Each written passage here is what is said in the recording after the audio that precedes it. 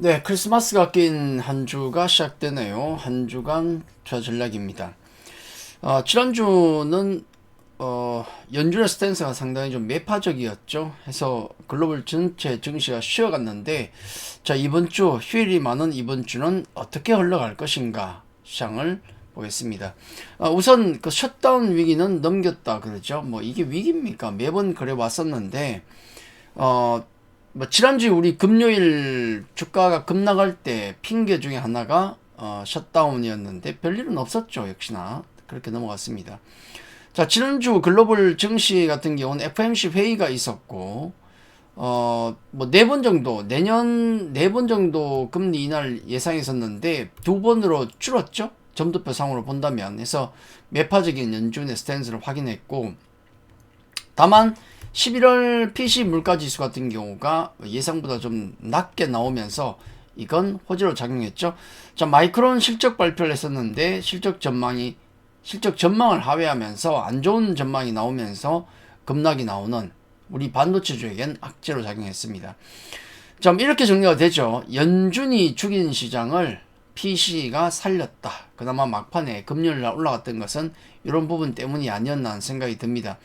글로벌 증시 모두 지난주는 하락을 했었는데, 역시 그 미국 같은 경우는 뭐 한 1, 2% 정도 빠졌는데, 역시나 우리 증시가 글로벌 증시에서 거의 꼴찌에 가까운 하락률을 보였다.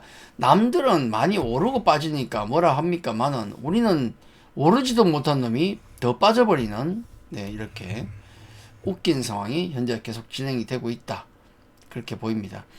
자, 우리는 이런 정치적인 리스크가 지금도 진행형이다라고 보면 되죠. 이게 악재로 작용하고 있고, 그리고 밸류업이다 뭐다 얘기는 많지만은 수많은 기업들, 고려아연, 두산로보틱스, 이이수 페타시스, 현대차증권, 루닛, 뭐 파도까지 등등해서 어쩌면 이렇게 주주들을 실망시키는 그런 행동, 액션을 많이 할까?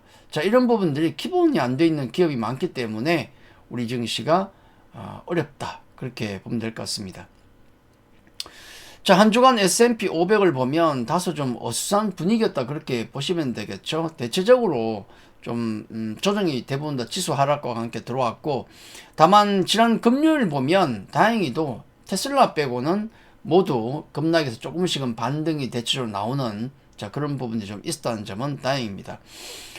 전체 미국 시장을 지금 어떻게 봐야 될 것인가? 마이크로소프트, 엔비디아, 애플, 아마존 등등을 보면 대부분 다 30배가 밸류가 높아요. 그래서 싸지도 않다는 점은 계속 좀 고민이 되는 부분이고, 자, 엔비디아 같은 경우는 좀 하락하다가 금요일 3% 올랐는데 모건 스탠리가 내년에 최고 추천주로 뭐 선정했다, 그런 얘기도 있고요. 팔란티어 같은 경우는 8% 올라가면서 남다른 모습을 보였고, 자, 테슬라 같은 경우는 뭐 여러 가지 이유가 있겠지만은 워낙에 많이 올랐기 때문에 조금 조정이 나오고 있죠. 지난 금요일 같은 경우도 3%, 특히 11월 유럽 판매량 뭐 전기차 뭐 똑같았지만은 테슬라도 전년 동기 대비해서 마이너스 30% 감소. 자, 이런 부분들이 조금 부담스러웠다. 다만 좀 현재 좀 고민이 될 수밖에 없는 게, 우리 국내 2차 전지주들이 굉장히 어려운데 미국 시장을 놓고 보면 사실 바닥에서는 많이 올라갔어요. 리비안 같은 경우도 조정이 나오긴 했지만은 바닥에서 50% 가까이 이상 올라갔고, 루시드 같은 경우도 바닥에서 이만큼. 금요일 같은 경우는 아까 리비안도 그렇지만은 특히 루시드 같은 경우는 무려 15% 가까이 급등을 했어요.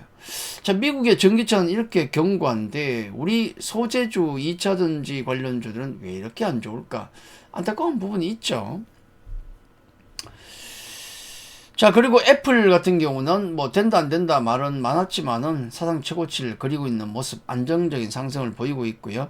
자, 페덱스 같은 경우 실적이 잘 나와서 시간 외에서 급등했는데 본장 들어가니까 음봉으로 떨어졌어요. 화물트럭 사업부문 분사 예정 뭐 이런 것 때문인지 몰라도 안 좋은 모습이었고, 퀀텀 관련주들, 퀀텀 컴퓨터 관련주들은 16%, 17% 금요일날 다시 올라가는 모습들. 자, 뭐 색깔을 비슷하게 따라간다는 측면에서는 우리 국내 관련주들은 계속 뭐 왔다 갔다 하지 않을까 생각이 듭니다. 자, 이번 주 주요 변수입니다. 자, 첫 번째 한 주간 일정인데요. 이번 주는 일정을 보면 별로 없어요. 특별한 변수가 없습니다. 뭐 미국, 홍콩 조기 폐장 있고, 그 다음에 수요일 또 우리 증시는 물론이고 크리스마스 휴장이고 또 박싱데이 휴장도 있고 등등의 휴장이 많고, 딱 그 일정 중에 중요한 것은 배당 기준일과 배당 락입니다. 배당 락일이 있어요. 자, 주식을 가지고 이제 배당을 받기 위해서는 목요일 26일까지는 홀딩해야, 갖고 있어야, 주식을 갖고 넘어가야 배당을 받습니다. 그리고 27은 배당 락일이에요. 그래서 주식을 가지고 넘어가면은 이날 배당 락이 나오는데, 나는 배당 락 같은 거 맞기 싫다 그러면은 배당을 안 받으면 되죠. 26일까지 파시면 돼요. 그러니까 배당을 받느냐 안 받느냐, 배당 락을 맞느냐 안 맞느냐는 26일까지 주식을 들고 가느냐 아니면 팔고 넘어가느냐, 그 차이라는 것만 기억하시면 될 것 같습니다. 자, 요게 주요 일정이 되겠고, 자, 이번 주 주요 변수, 경기와 금리는 늘 중요하죠. 다만 아쉬운 것은 미국은 금리 인하 모멘텀은 약했지만은 지금도 역시 아직은 트럼프, 경기, 인플레이션 이런 걸 감안하면 금리 인하 같은 경우는 속도 조절이 필요하겠지만 모멘텀, 그러니까 양환 경기 상황 모멘텀은 아주 살아있다는 게 중요하겠고요. 자, 그리고 여기 보시면은 국내 같은 경우는 탄핵 정국이다, 뭐 추경 편성이다 얘기 나오지만은 경기 둔화에 대응하기 위한 깜짝 금리 인하에도 불구하고 우리는 악재로 작용하고 있다. 자, 그런 부분들. 자, 이번 주 주요 변수로서 세 번째, 중동 우크라이나 변수입니다. 뭐 가자 지구 보시면은 휴전 협상 90% 완료라고 나오는데, 뭐 연내 타결설도 있습니다. 뭐 알던 내용들 아닙니까, 그죠? 크게 없고. 자, 우크라이나 전쟁 같은 경우는 지금도 지속되고 있지만은 분명히 트럼프 대통령의 압박 때문에 전쟁을 하고 있다고 보기보다는 휴전을 위해서 전쟁을 하고 있다, 지금은 그렇게 보는 게 오히려 더 정확할 것 같습니다. 그래서 트럼프 취임 시까지 어떻게 주가들이 움직일 것인가. 자, 재건조 같은 경우는 어떻게든 변동성은 있겠지만 이 방향, 방산 전쟁도 변동성은 있겠지만은 이런 방향, 취임식 이후에는 조금 달라질 수도 있다라는 생각이 듭니다. 그래서 지금은 재건주가 그나마 조금 더 나은 모습을 보이는데, 뭐 전진건설 로봇 같은 경우가 지난주는 엄청난 상승세를 보였었죠. 자, 이런 종목들의 강세를 보이는 반면에, 자, 방산주들 같은 경우도 반등은 나옵니다만은 아직은 뭐 추세적인 반등을 가져온다 이렇게 보기보다는 시간이 조금 더 필요하지 않을까 하는 생각은 듭니다. 자, 수주가 얼마나 빨리 땡겨지냐에 따라서 그 속도는 달라질 수 있겠지만은 아직은 조금 숨을 고르는, 기초 반등은 나오지만은 조금 숨을 고르는 과정이 필요하지 않을까라는 생각이 듭니다. 자, 이번 주의 주요 변수 네 번째, 밸류업입니다. 뭐 5개 종목 신규 편입은 또 있었지만은 중요한 건 이런 거죠. 자, 간담회인지 토론인지를 보니까 그때 나왔던 얘기가, 이재명 야당 대표가 지금 PBR 0.3배의 기업을 거론하면서 이런 기업은 경영권을 내놔야 된다. 이게 말이 되느냐. 정상적인 상황이면 사실 그렇지 않습니까? PBR 0.3배라 그러면은 1배 미만이죠. 1배 미만이 아니고 0.3배면 어마어마한 거죠. 이런 기업들이 뭐 214곳이 있다 그러는데, 이런 싼 기업 같은 경우는 M&A를 안 하는 게 이상하지 않습니까? 그죠? 안 하는 이유가 있겠죠. 어쨌든 특이하게 국내에 이런 싼 기업들이 너무 많더라. 이거는 문제가 있다는 얘기를 했어요. 이런 기업들은 인수되는 게 맞다, 그런 얘기를 하니까 기업인들은 또 볼멘 소리가 나오겠지만은, 증시 몸담가 있는 개인 투자자들 같은 경우는 사실 이런 말에 호응을 할 수밖에 없어요. 너무 심하니까. 자, KB금융 기준으로 지금 주가가 여기에 있습니다. 이렇게 상승 채널형인데, KB금융 가치가 이 주가가 여기를 하회한다 그러면은 밸류업도 뭐 물 건너갔다 그렇게 보시면 되겠죠. 지켜줄 자리인데, 조금 아쉬운 점은 보통 연말이면 배당 수요가 굉장히 많은데 적은 것 같아요. 왜냐하면 배당 락 때문에 뭐 배당 투자해서 한 5%, 4%, 5% 이거 배당 받으려다가 주가가 높이 올라가 있으니까 이렇게 빠져버리면은 10% 빠져버리면 말짱 도루묵이지 않습니까? 그런 것 때문에 예전에 작년 말 같으면 주가가 이렇게 처져 있기 때문에 베팅을 할 만하지만은 이렇게 오른 자리에서는 배당 낙일 이후에 주가 하락이 두렵지 않습니까? 그래서 연말에 올해 말은 배당 투자가 상당히 좀 적은 게 아닌가라는 생각도 듭니다. 자, 이번 주 주요 변수 심각한 국내 수급입니다. 자, 국내 수급 같은 경우도 외국인 매도가 지금 꾸준히 나오고 있고 고객 예탁금을 통해서 볼 때 역시 개인 투자자들도 돈을 안 넣고 있어요. 아시지 않습니까? 뭐 때문인지. 신용잔고 같은 경우도 급격하게 하락을 하고 있죠. 네, 계속 하락하고 있습니다. 그래서 지금 현재 고객 예탁금 51조, 신용융자 거래 보니까 신용융자 잔고도 15조에 머물러 있다. 20조에서 빠진 거예요. 20조에서. 20조 하던 게 15조 돼 있는 겁니다. 77조 하던 게 51조 돼 있는 거예요. 그래서 다행히도 그나마 이제 외국인과 기관이 안 사는데 연기금이 11월부터 무려 4조 4천억의 매수가 가져오는데 대부분 다 중대형 우량주다라고 보시면 될 것 같습니다. 자, 이번 주 주요 섹터 이제 주요 변수 중에서 6번째 메인 섹터가 되겠는데요. 자, 반도체 같은 경우는 여러 가지가 있지만은 좀 안 좋은 얘기가 많습니다. 삼성전자의 반도체 보조금이 6조 9천억 원으로 확정이 됐는데 원안보다도 한 26% 줄었다는 얘기가 있고요. 그다음 중국의 지금 반도체 기술 같은 경우도 빠르게 따라오고 있다. 자, 이런 부분들은 반도체에게 계속적인 부담을 주고 있다는 말씀. 자, 2차 전지 같은 경우는 여러 가지 지금 상황들이 곤란한 위치에 있습니다. 아직은. 자, 독일 국민차 폭스바겐의 몰락 이렇게 나오는데 지금 30%가 구조조정에 착수했다. 왜 그렇겠어요? 경쟁력이 처지니까. 특히 전기차 경쟁력이 처져요. 유럽차들이 많이 처집니다. 그렇죠. 그래서 유럽에서 자국 기업을 살리기 위해서 자꾸 이 전기차 그 전환 속도를 늦추고 있는데 그건 결국은 언발의 오줌 누기예요. 언발의 오줌 누기. 당장은 따뜻하겠지만은 계속 안 좋은 상황을 갈 수밖에 없습니다. 중국이 엄청나게 치고 나가고 있잖아요. 그래서 경쟁이 안 되는 기업들 같은 경우는 지금 상당히 좀 어려움을 겪고 있다. 우리 국내 기업 같은 경우도 2차 전지들 쉽지가 않습니다. LG 엔솔 같은 경우도 지금 뭐 회사 구성원들에게 이런 얘기까지 했죠. 전례 없는 위기다. 예.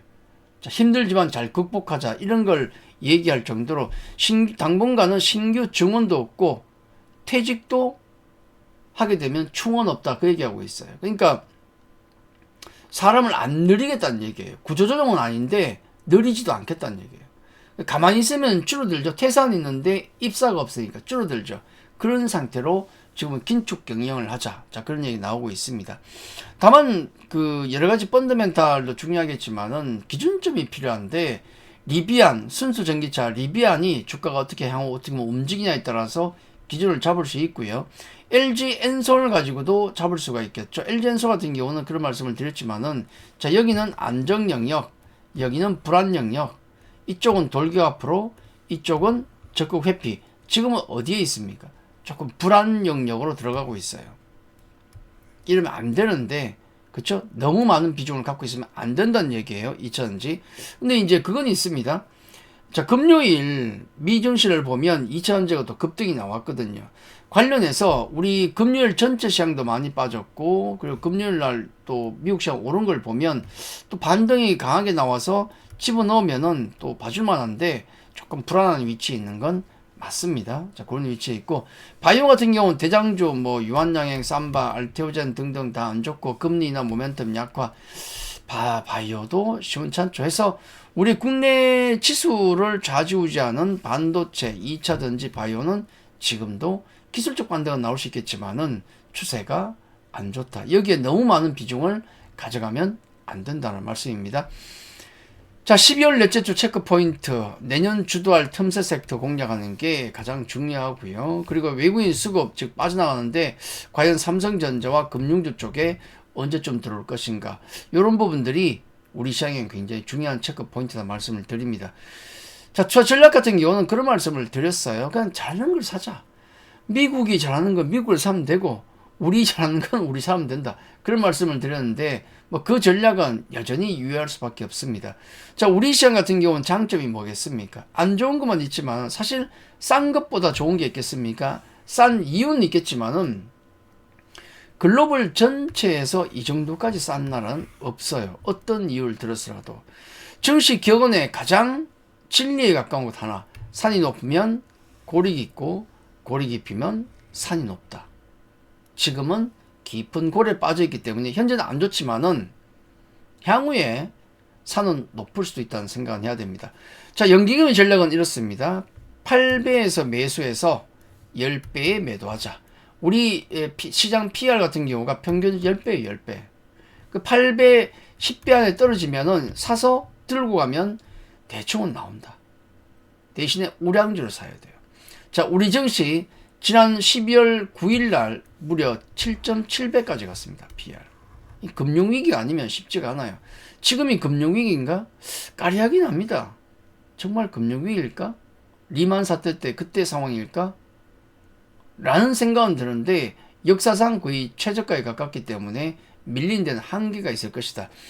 자, 우리 한국 증시 투자 전략입니다. 아까 보셨던 연기금과 같이 우량주를 매수해서 PR 10배까지 키핑하면 돼요. 두 번째, 한국이 잘하는 것만 매매하자. 이렇게 되죠. 자, 이런 종목들, 연기금이 사고 있는 종목들 보시면은 대령, 중대형 우량주입니다. 요거 지금 8배일 때 PR, 시장 PR 8배일 때 사놨다가 나중에 10배 때 파시면 돼요.